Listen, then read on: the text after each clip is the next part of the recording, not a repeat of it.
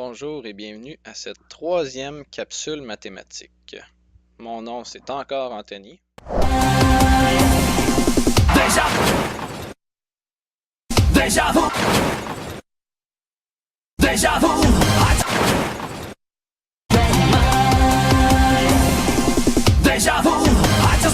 Je ne l'écrirai pas à ce temps-ci, je pense que vous le savez vraiment.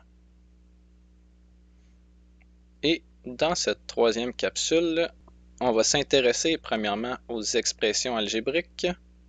Ensuite, on va aller voir les termes semblables, le degré des polynômes et finalement l'opération sur les polynômes, notamment les additions et les soustractions.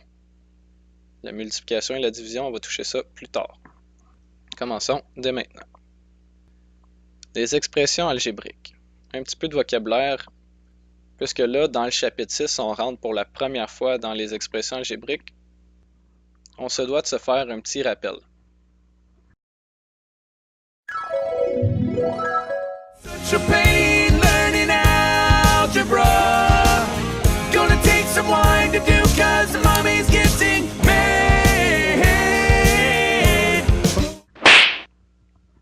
Donc, commençons par le vocabulaire en lien avec les expressions algébriques.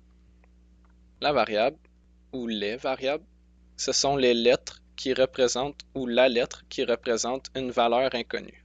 Fait qu'ici, ça correspond à AB.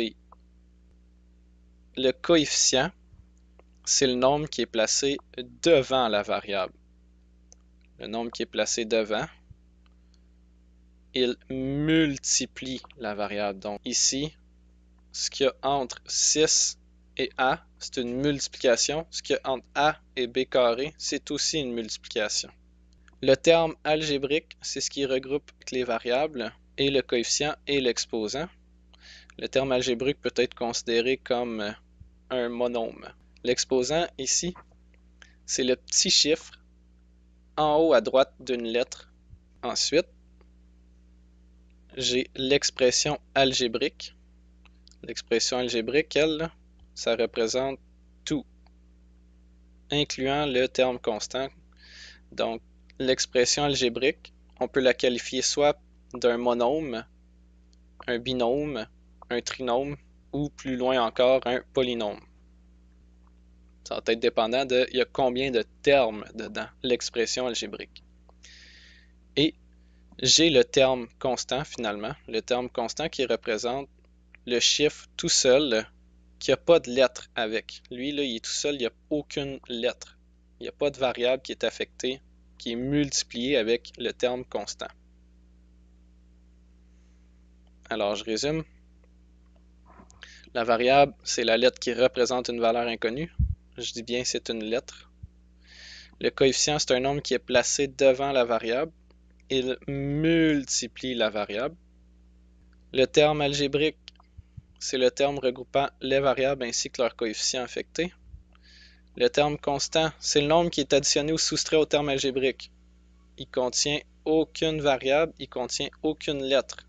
Il n'y a aucune lettre qui est multipliée au terme constant. C'est juste un coefficient en fait qui serait tout seul, mais je veux dire plutôt un chiffre qui est tout seul. L'expression algébrique, c'est l'ensemble de tout ce qu'on voit là. Pour avoir une expression algébrique, ça prend au moins une variable et à partir de là, on se retrouve avec une expression algébrique. Le monôme, c'est une expression algébrique qui contient un seul terme. Ça contient un seul terme. C'est un monôme. C'est un binôme si ça contient deux termes. C'est un trinôme si ça contient trois termes. C'est un polynôme si ça contient plusieurs termes. Donc, monôme, mo pour 1, binôme, bi pour 2, trinôme, tri pour 3, polynôme, poly pour plusieurs. Donc, deux termes dans l'expression, ça devient un binôme. S'il y a trois termes, ça devient un trinôme. S'il y a plus que ça, on va y aller avec polynôme dans le cadre du cours. Transition! Rappel. Deux termes sont semblables s'ils ont les mêmes variables affectées des mêmes exposants. chaque variable distincte doit avoir le même exposant. Et là, je dis bien chaque lettre différente doit avoir le même exposant pour que deux termes soient semblables. À partir du moment qu'on veut additionner ou soustraire ensemble deux expressions algébriques, elles doivent avoir les mêmes lettres affectées des mêmes exposants. Alors ici, 4x, y exposant 4, moins 8x, y exposant 4 sont des termes semblables parce que regardez, mon x il est exposant 1, mon x ici est exposant 1. Mes x ensemble, les deux sont à l'exposant 1 et mes y, les deux ensemble, sont exposant 4. On a donc deux termes semblables. Je continue. 5m cube n, donc mon n est exposant 1. 8n exposant 1 m cube. Même s'ils ne sont pas dans le même ordre, même si les lettres ne sont pas dans le même ordre, mon n est quand même affecté de l'exposant 1 et mon m est quand même affecté de l'exposant 3. Elles ont les mêmes exposants affectés. Ce sont des termes semblables. Ici, c'est à changer dans votre cahier. Ici, le 2 qui est là, c'est censé être un exposant. Donc, je vais le réécrire en bas en rouge. 3 quarts AB. B il est censé être exposant 2 comme ça ici. Et là, je vais réécrire aussi à côté 1 demi A carré B. 1 demi A carré B et 3 quarts AB carré. D'un côté, j'ai mon A qui est exposant carré, exposant 2, et de l'autre côté, j'ai mon A qui est exposant 1. Ici, mon A est exposant 1. De l'autre, je retourne à mon premier monôme, le B est exposant 1, et mon deuxième monôme, le B est exposant carré, exposant 2. Alors ici, ce n'est pas le même exposant qui est affecté à la même variable. Je ne pourrais donc pas additionner ou soustraire ces deux termes-là ensemble. Ce ne sont pas des termes semblables. Le degré d'un monôme et le degré d'un polynôme. Là, je vous l'explique. Pour savoir le degré d'un polynôme, il faut comprendre comment trouver le degré d'un monôme. Fait que je vais commencer par le monôme tout seul. Transition. Je l'ai écrit ici. C'est la somme des exposants du monôme. Donc, le degré d'un monôme à une seule variable correspond à l'exposant de cette variable. Ici, 15 est de degré 0 car 15 égale 15x exposant 0. Je vous explique. On avait vu avec les lois des exposants que n'importe quel nombre, même si c'est une variable, x par exemple, affecté de l'exposant 0, ça me donnait 1. Lorsqu'on a un coefficient devant une variable, les deux ensemble sont multipliés. Et là, 15 multiplié par 1, ça me fait 15. Donc ici, là, c'est comme si j'avais 15 fois x exposant 0 pour mon monôme. Et exposant 0, ça veut dire que mon degré va être de 0. En fait, aussitôt que vous avez un chiffre sans variable, donc aussitôt que vous avez un terme constant et que c'est un monôme, ben devinez quoi? Le degré va être de 0. Moins 3m est de degré 1, car moins 3m égale moins 3m exposant 1. C'est pas parce qu'on a une lettre tout seul qu'elle n'a pas d'exposant. En tout temps, l'exposant 1 est présent.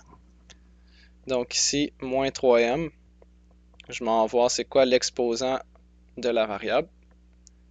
C'est 1, donc le degré va être de 1. X carré est de degré 2, parce que l'exposant affecté à x, c'est 2. 7y cube, ici je vous le fais barrer. Alors j'ai 7y cube. Ben, l'exposant à y, c'est 3. Donc, 7y cube est de degré 3.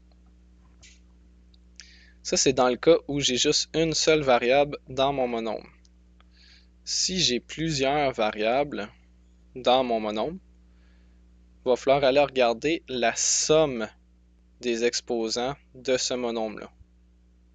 2AB est de degré 2 parce que Si je prends mon A, ben je sais qu'il est exposant 1. Si je prends mon B, je sais qu'il est exposant 1. Donc, ce que je fais, c'est que je vais prendre la somme de mes exposants.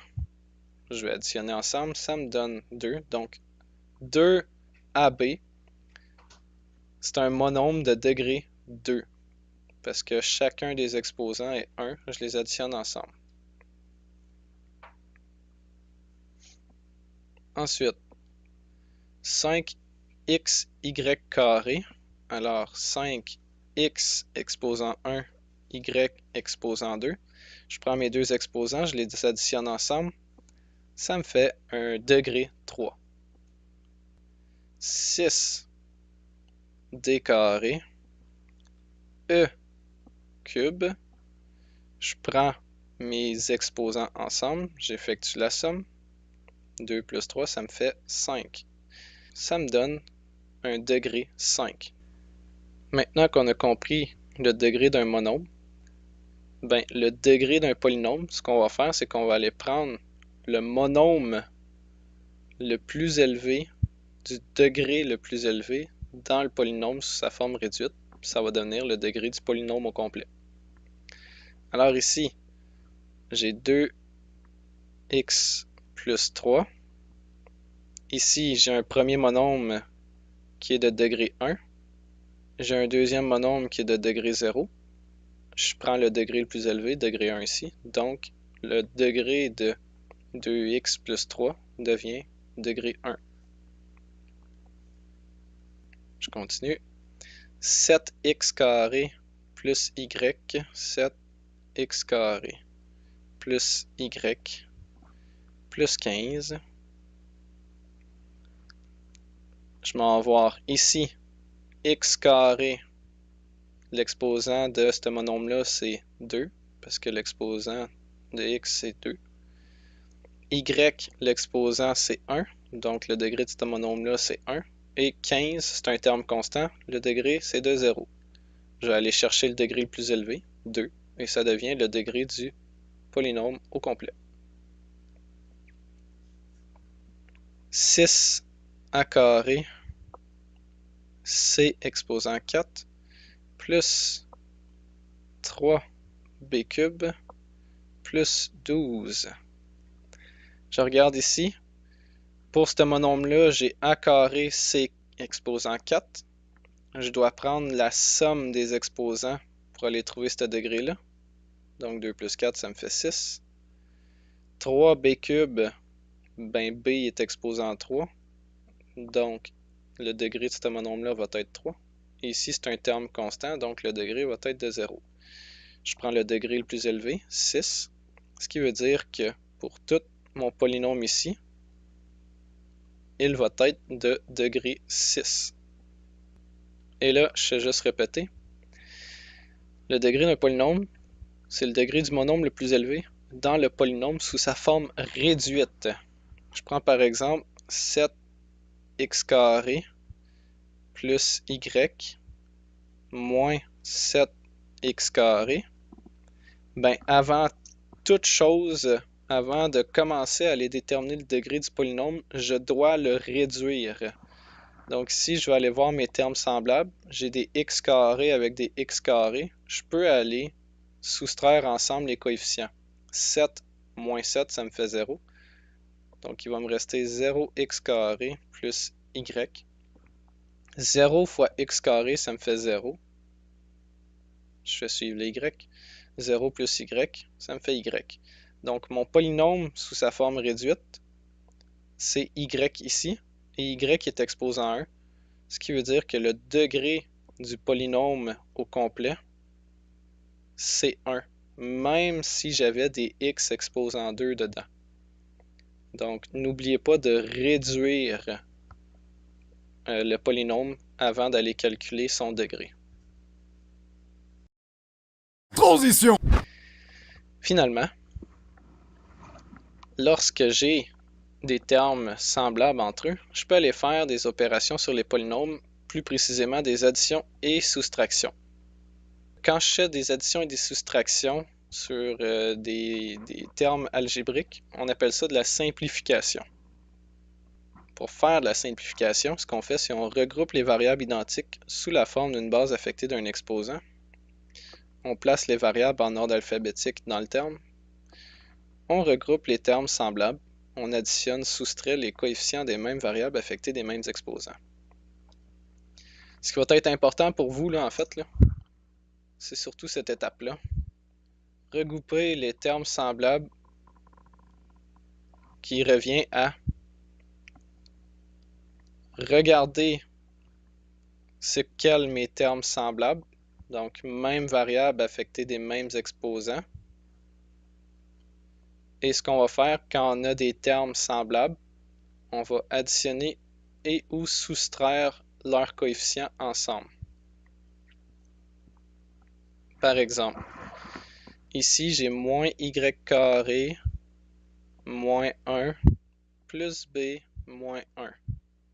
Je m'en vais voir c'est quoi mes termes semblables. Y carré, c'est pas la même lettre que b, c'est pas des termes semblables. Par contre, j'ai un terme constant ici et un autre terme constant. Ce sont deux termes semblables, donc je peux aller les réduire ensemble. Alors, il me reste moins y carré, moins 1, ça me fait moins 2, plus b qui suit. Et là, je n'ai plus de termes semblables qui sont additionnés ou soustraits ensemble. Donc, mon expression, mon polynôme est réduit. Ici, j'ai des z carrés, des y, d'autres y et d'autres y. Donc, y, c'est la même variable affectée toutes du même exposant 1. Alors, je peux aller les regrouper ensemble en soustrayant, additionnant ensemble les coefficients des variables. Donc, z carré plus 2y. Ici, le coefficient de y, c'est 2. Plus 1y. Ici, le coefficient de y, c'est 1. Je vous le rappelle, quand c'est 1, le coefficient, on n'est pas obligé de l'écrire. Mais c'est juste pour que vous compreniez que c'est juste les coefficients qu'on touche. Alors, 2 plus 1, ça me fait 3. 3 moins 7, ça me fait moins 4. Donc, il me reste moins 4y et je fais suivre le z carré. C'est tout pour cette capsule-là et on se revoit à la prochaine.